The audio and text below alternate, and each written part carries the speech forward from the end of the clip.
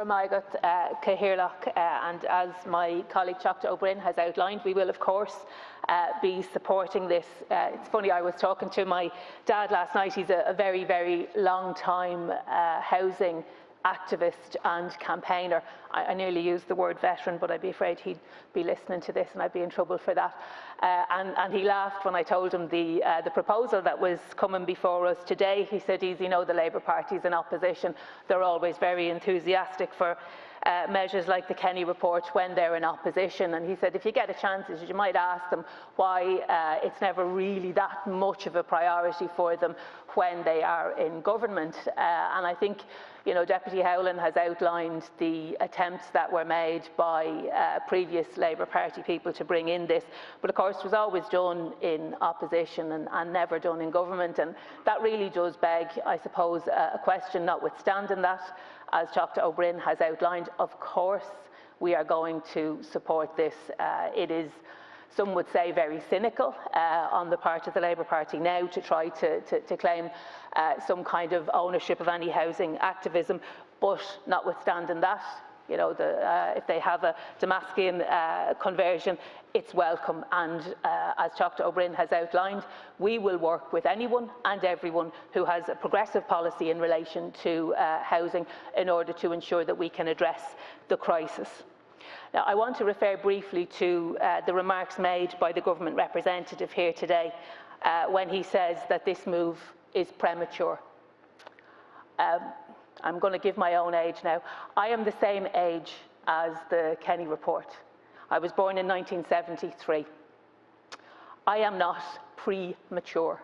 I am very much mature. We have a housing crisis.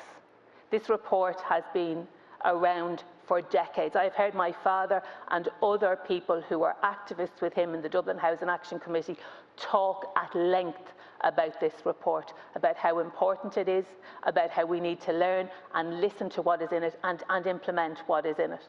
It is not premature. In fact, if anything, it's bloody decades overdue. And if people in government cannot see that, then I genuinely fear for those people now who are depending on the government to do the right thing.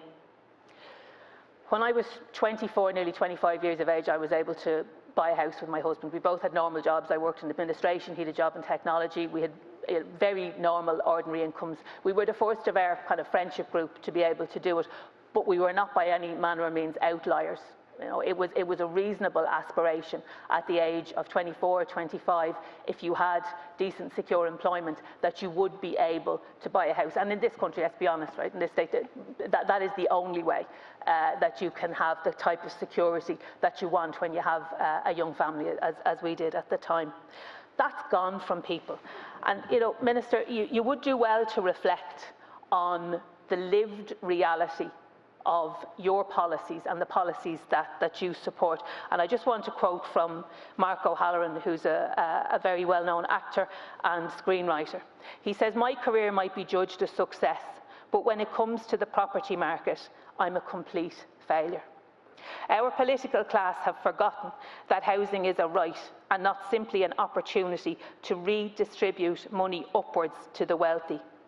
He goes on to say, "I'm one of those people doomed to live amongst other people's furniture, the type of guy who has to ask at the age of 51 for permission to own a cat.